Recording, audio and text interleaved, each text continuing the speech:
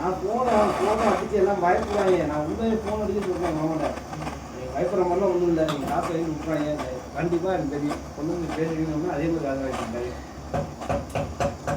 ஒரு கேஸ்னால் எஃப்ஐஆர் போட வேண்டியது ப்ரோ. சரி வா அவனுக்கு பிடிச்சிட்டாவா எஃப்ஐஆர் போடுறது.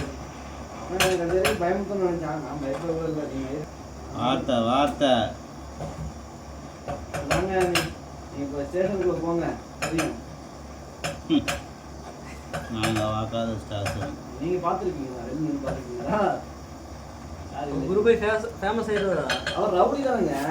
அவருக்கு பற்ற வேணா அப்புறம் ரவுடியா தான் இருந்தாரு. அதனால சொல்றாரு ஸ்டேஷன் சொல்றாரு. எதனால சொல்றாரு? லாஸ்ட் டைம் நான் ரவுடியா இருந்தாரு. அதாவது இதுக்குள்ள பாட்டு போட்டுட்டு இருக்கீங்க. நாங்கள் பேசுறதெல்லாம் அதில் வந்துட போகுது. கூட